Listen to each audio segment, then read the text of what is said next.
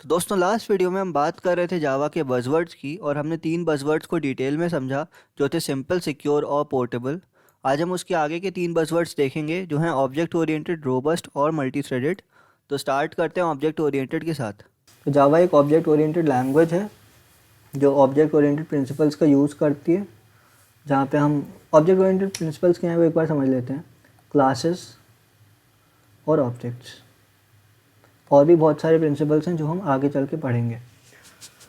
होता क्या है, आप अपनी रियल लाइफ एंटिटीज़ को, रियल लाइफ एंटिटीज़ मतलब आप अपनी रियल लाइफ में जो भी चीज़ें देख सकते हो, पेन हो गया, पेंसिल हो गया, फ़ैन हो गया, लैपटॉप हो गया, डिओड्रेंट हो गया, क्लोथ्स हो गए, टेबल चेयर, कुछ भी, उसको आप कोड में मैप करते हो ऑब्जेक्ट ओरिएंटेड पैराडाइम की हेल्प से।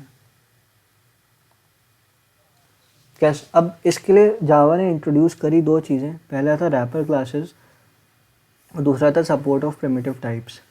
पहला क्या था, रैपर क्लासेस, कि जो डेटा टाइप होता है, डेटा टाइप क्या होता है, मतलब मान लीजिए मुझे एक नंबर स्टोर करना है 5, तो 5 स्टोर करने के लिए 5 एक डेटा है, और वो किस टाइप का डेटा है, नंबर टाइप का डेटा है, या फिर मैं कहूँ तो एक इंटीजर है। तो उस नंबर को स्टोर करने के लिए जो भी डेटा टाइप था ना, उसकी क्लासेस जावा ने प्रोवाइड कर दी, इंटीजर क्लास टाइप का। अब कोई अगर मुझे 5 स्टोर करना है तो मैं लिखूँगा इंटीजर टाइप का a इक्वल टू 5। तो जो इंटीजर है ये एक रैपर क्लास है। आगे चल के क्लासेस एंड ऑब्जेक्ट पढ़ेंगे तो आपको और अच्छे से समझ में आ जाएगा। अभी के लिए ये समझ लो कि एक रैपर क्लासेस इंट्रोड्यूस करी जावा ने। दूसरा था support of primitive type. Primitive type मतलब जो क्लासेस नहीं होते, जो प्रिमिटिव टाइप जैसे C++ में यूज़ होते थे। जैसे हम इंटीजर a इक्वल टू 5 लिख रहे हैं ना, इसी को ऐसे भी लिख सकते हैं, इंट a इक्वल टू 5। पर अब यहाँ पे जो इंट है ये क्लास नहीं है, ये क्लास है इंटीजर। तो इंट a इक्वल टू 5 ये एक प्रिमिटिव टाइप था। अब बात आती है कि जब जावा ऑब्जेक्ट ओरिएंटेड लैंग्वेज थी तो फिर उसने रैपर क्लासेस का यूज़ किया। ये तो समझ में आता है कि ऑब्जेक्ट ओरिएंटेड था, क्लास एंड ऑब्जेक्ट का यूज़ कर रहा था, बट प्रिमिटिव टाइप का यूज़ क्यों नहीं हटाया, ये एक बड़ा क्वेश्चन है। प्रिमिटिव टाइप का यूज़ इसलिए नहीं हटाया बिकॉज प्रिमिटिव टाइप्स अगर हम यूज़ करते हैं तो उसमें हमारी प्रोसेसिंग काफ़ी फास्ट हो जाती है। तो कहीं कहीं जहाँ पे हमें फास्ट प्रोसेसिंग की नीड है वहाँ पे हम प्रिमिटिव टाइप का भी यूज़ कर सकें, इसीलिए जावा ने प्रिमिटिव टाइप का सपोर्ट नहीं हटाया। तो ये बात थी ऑब्जेक्ट ओरिएंटेड की। बाकी डिटेल में समझेंगे जब ऑब्जेक्ट ओरिएंटेड की बात करूँगा, तो सारी चीज़ें बहुत डिटेल में समझाऊँगा। अभी के लिए यही समझ लो कि ऑब्जेक्ट ओरिएंटेड लैंग्वेज है, रियल लाइफ एंटिटीज़ को क्लास में मैप करती है ऑब्जेक्ट ओरिएंटेड पैराडाइम की हेल्प से। रैपर क्लासेस इंट्रोड्यूस करी डेटा टाइप्स की, और साथ साथ प्रिमिटिव टाइप का नीड भी था तो वो भी नहीं हटाया। साथ ही साथ यहाँ पे एक क्वेश्चन आता है, बहुत फेमस इंटरव्यू क्वेश्चन है, कि whether Java is pure oops और फुल्ली ऊप्स। तो ये क्वेश्चन नेट पे आप सर्च करना, अगली वीडियो में जब हम बात करेंगे ना ऑब्जेक्ट ओरिएंटेड की, तब इस क्वेश्चन का डिटेल में आंसर बताऊँगा। पाँचवीं चीज़ आती है रोबस्ट। रोबस्ट समझने से पहले हम समझते हैं स्ट्रिक्टली टाइप क्या होता है। स्ट्रिक्टली टाइप ये होता है कि जब आपने डॉट जावा फाइल बनाई ना, a डॉट जावा, और उसको जब आप कंपाइलर में पास करते हो कंपाइल करने के लिए, तो कंपाइलर कंपाइल टाइम पे यानी कंपाइल करते समय चेक करता है कि जो इसमें आपने कोड लिखा है इसमें कोई गलती तो नहीं है। अगर गलती नहीं है तो फिर तो वो a डॉट क्लास फाइल बना देगा जो आपकी बाइट कोड फाइल होती है। पर अगर उसमें कोई गलती है तो वो कंपाइलर वहीं पे स्टॉप कर देगा कंपाइलेशन, और आपको एक एरर दे देगा कि यार आपके कोड में ना ये प्रॉब्लम है, इसको आप ठीक कर लो। दूसरा होता था रन टाइम चेक्स, यानी कि आपने कंपाइल करी क्लास, कंपाइल सही से हो गई, क्लास फाइल भी बन गई, बट आपने जब इसको रन किया ना अपने इंटरप्रेटर की हेल्प से, JVM की हेल्प से, तो रन करते टाइम कुछ गड़बड़ आ गई, तो JVM आपको दो चीज़ें उस केस में कर सकता है। पहला ये कि एक एक्सेप्शन थ्रो करेगा। अब एक्सेप्शन क्या होती है? एक्सेप्शन क्या होती है कि जैसे केमिस्ट्री आपने पढ़ी होगी, केमिस्ट्री में सबसे ज़्यादा एक्सेप्शंस का यूज़ है। कोई भी केस जो नई चीज़ समझ में आई जिसका हमारे पास आंसर नहीं, वो एक्सेप्शन होता था उसमें। तो एक्सेप्शन क्या कि यार एक एक्सेप्शनल केस आ गया है जो आपके नॉर्मल प्रोग्राम के बिहेवियर से थोड़ा सा हटके है, तो आप उस चीज़ को हैंडल कर लो कि कैसे आप, जैसे मान लो दो नंबर्स का सम कर रहे हो, बट आपने नंबर की जगह आपने कोई कैरेक्टर पास कर दिया, ABCD पास कर दिया, तो A और 5 का सम तो नहीं कर सकते A+5, तो उस केस में एक्सेप्शन आ सकती है या फिर एरर आ सकता है। तो आपको उस चीज़ को हैंडल करना है, तो या तो JVM आपको एक्सेप्शन देगा या फिर एरर थ्रो कर देगा। तीसरी चीज़ जो बहुत ही इंपॉर्टेंट चीज़ है रोबस्ट जावा को जो बनाती है वो है मेमोरी मैनेजमेंट। C++ में और C में पॉइंटर्स का कॉन्सेप्ट होता था, जिसमें डेवलपर के पास ये पावर थी कि वो पॉइंटर्स को रैम में से, यानी कि जब तक है जान में से, मेमोरी एलोकेट करके दे दे। पर डेवलपर्स वहाँ पे गलती क्या कर जाते थे कि वो मेमोरी तो एलोकेट कर देते थे और बाद में पॉइंटर्स को ख़त्म भी कर देते थे, बट वो उस मेमोरी को डी एलोकेट करना भूल जाते थे। तो अब ये पॉइंटर तो ख़त्म हो गया, बट मेमोरी यहाँ पे अभी भी ऑक्यूपाइड है। उस वजह से रैम सारा अच्छे से यूटिलाइजेशन नहीं कर पाती थी इस मेमोरी का, क्योंकि रैम को ये लगता था कि ये मेमोरी तो मैंने पॉइंटर को दी हुई है तो ये ऑक्यूपाइड है, बट एक्चुअल में पॉइंटर का काम ख़त्म हो चुका है। इस चीज़ को जावा ने सही किया। वो कैसे किया? जावा ने इंट्रोड्यूस किया एक चीज़ होती है गार्बेज कलेक्टर।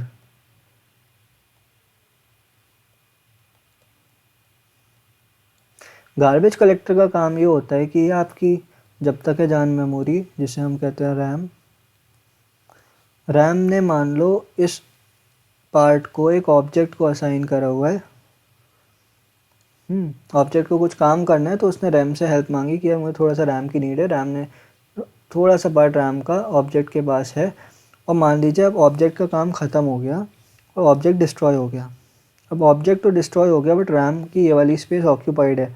तो गार्बेज कलेक्टर क्या करेगा, हर थोड़ी देर में गार्बेज कलेक्टर रन होता है और वो चेक करता है कि कोई भी ऐसा रिसोर्स तो नहीं है जो कि फ्री हो चुका है बट उसका डीएलोकेशन होना रहता है। तो अब वो देखेगा कि यार ये ऑब्जेक्ट तो यहाँ से हट चुका है, ऑब्जेक्ट अब एग्जिस्ट नहीं करता, बट ये रैम अभी भी ऑक्यूपाइड है। तो वो क्या करेगा, रैम को फ्री कर देगा, और अब जो ये रैम है इसमें से वो वाला पार्ट, ये वाला पार्ट फ्री हो गया, और अब ये हम यहाँ पे किसी और एप्लीकेशन को ये वाला पार्ट एलोकेट कर सकते हैं। तो ये मेमोरी मैनेजमेंट का फीचर था जो जावा ने इंट्रोड्यूस किया, जो जावा को काफ़ी ज़्यादा रोबस्ट बनाता है। सिक्स्थ और आज का लास्ट जो बज़वर्ड है वो है मल्टी थ्रेडेड। मल्टी थ्रेडेड, ये चीज़ समझने से पहले ये समझ लेते हैं कि थ्रेड क्या होता है। तो thread is the smallest unit of processing. Thread क्या होता है?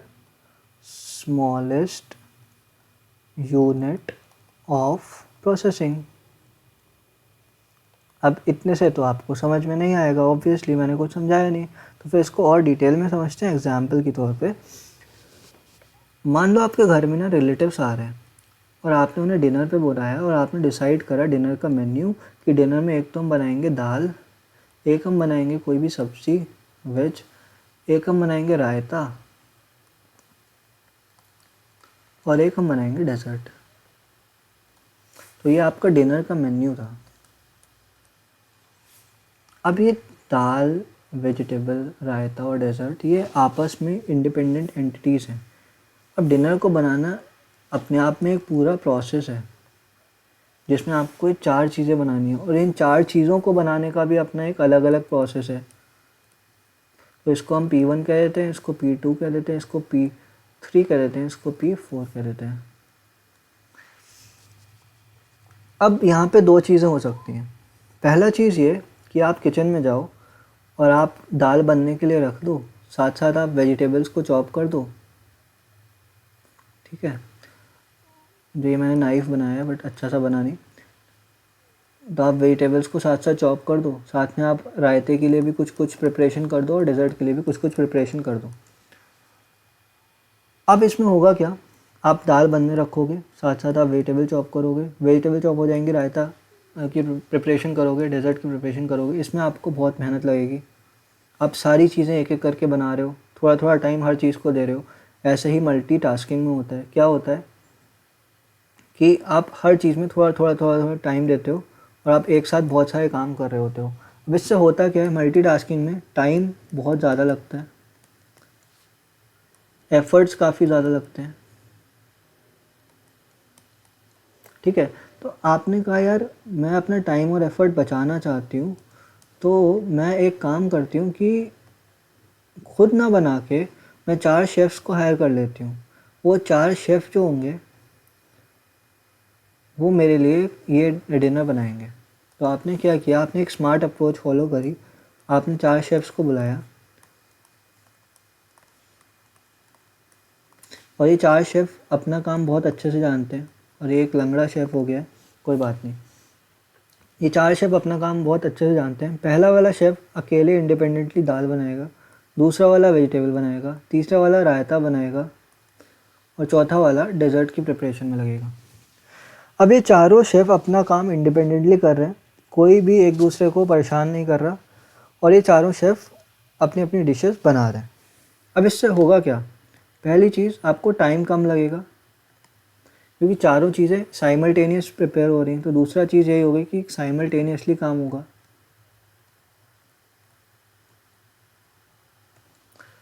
तो 2 चीज़ें यहाँ पे आपने देखी और तीसरा चीज़ क्या था, एफ़र्ट्स भी कम लगे आपके, क्योंकि आपके एफ़र्ट्स डिवाइड हो गए चारों शेफ़ में। तो पहली जो अप्रोच मैंने आपको दिखाई थी वो थी मल्टीटास्किंग। दूसरी अप्रोच जो हमने अभी देखी 4 शेफ्स वाली, ये थी मल्टी थ्रेडिंग। मल्टी थ्रेडिंग से हमें फ़ायदा ये होता है कि हम साइमल्टेनियसली एक टास्क को परफॉर्म कर रहे होते हैं और हमारे एफर्ट्स डिवाइड हो जाते हैं, साथ ही साथ हमें टाइम भी कम लगता है। और यहाँ पे थ्रेड जो मैंने आपको बोला था ना, स्मॉलेस्ट यूनिट ऑफ प्रोसेसिंग, तो ये जो 4 शेफ़ है ना, ये 4 थ्रेड हैं एक्चुअली, जो अपना अपना काम कर रहे हैं और एक बड़े प्रोसेस को हमने डिवाइड कर दिया छोटे छोटे प्रोसेसेस में, P1, P2, P3, P4 में।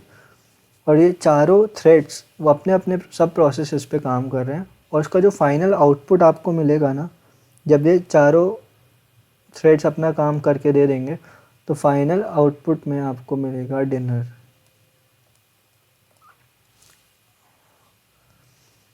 तो अब आप मुझे बताओ कौन सी अप्रोच बेटर है। मेरे हिसाब से तो मल्टी थ्रेडिंग की अप्रोच बेटर है, बिकॉज उसमें आपका काम भी डिवाइड हो जाता है, साइमल्टेनियस प्रोसेसिंग होती है और टाइम भी आपको कम लगता है। तो ये अप्रोच जावा ने फॉलो करी, मल्टी थ्रेडिंग की अप्रोच C++ और सी में भी फॉलो होती थी, जावा में भी फॉलो होती है। तो जावा इंट्रोड्यूस्ड मल्टी थ्रेडिंग। अब इस चीज़ को भी एक बार फिर से प्रैक्टिकली देखते हैं बहुत जल्दी से। तो आप अपने कंप्यूटर पे जाएंगे, टास्क बार में राइट क्लिक करके टास्क मैनेजर खोलेंगे और इसमें आप परफॉर्मेंस टैब में आएंगे। जैसे ही आप परफॉर्मेंस टैब में आओगे तो आप देखोगे नीचे की तरफ नंबर ऑफ़ प्रोसेसेस दिखाएगा और नंबर ऑफ़ थ्रेड्स दिखाएगा। अब एक बार याद रखना कि एक प्रोसेस का मिनिमम एक थ्रेड तो होता ही है, बट एक बड़े प्रोसेस का अगर हम उसे सब प्रोसेसेस में डिवाइड कर दें तो उसके मल्टीपल थ्रेड्स भी हो सकते हैं। ठीक है, तो इससे क्या कंक्लूजन निकला कि हमेशा एक प्रोसेस का एक थ्रेड तो होगा ही होगा, साथ ही साथ एक प्रोसेस का एक से ज़्यादा थ्रेड भी हो सकते हैं। जैसे यहाँ पे 2 थ्रेड हैं, तो मैं क्या कह सकता हूँ, या तो नंबर ऑफ़ थ्रेड्स इक्वल होंगे नंबर ऑफ़ प्रोसेसेस के, या फिर नंबर ऑफ़ थ्रेड्स ज़्यादा होंगे नंबर ऑफ़ प्रोसेसेस के। कभी भी number of thread number of processes के कम नहीं हो सकते, ये बात आप याद रखना। ठीक है, अब एक और चीज़ देखते हैं, रिसोर्स मॉनिटर खोलते हैं। यहाँ पे आपको ना हर एक एप्लीकेशन के इंडिविजुअल थ्रेड्स आपको दिखेंगे। तो आप देखो, अगर मैं स्टेटस वाइज इसे सॉर्ट कर लूँ, चलो नहीं नेम वाइज ही करते हैं।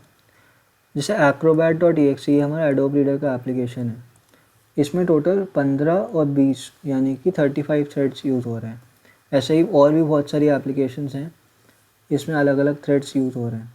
और जो इनका टोटल काउंट आएगा ना, तो वो आएगा आपका वो 1800 की जो वैल्यू आप यहाँ पे देख रहे हो, अभी 1900 हो गई है, तो 1907 थ्रेड्स ये टोटल काउंट था। तो ये हमारे OS में मल्टीपल थ्रेड्स यूज़ हो रहे होते हैं, उनका काउंट आपको यहाँ पे दिख रहा है। और इंडिविजुअली कौन सा एप्लीकेशन कौन से थ्रेड को यूज़ कर रहा है वो आप यहाँ पे रिसोर्स मॉनिटर में जाके देख सकते हो। अगली वीडियो में हम डिस्कस करेंगे बाकी के 5 बज़वर्ड्स। तब तक के लिए आप इस वीडियो को फिर से एक बार देखना, अच्छे से देखना अगर समझ में ना आया हो। कोई भी प्रॉब्लम हो, कुछ भी चीज़ समझ नहीं आई हो, कमेंट कर देना। मैं मिलूँगा आपसे अगली वीडियो में जहाँ पे हम बाकी के 5 बज़वर्ड डिस्कस करेंगे। तब तक के लिए good bye, keep hustling, keep growing.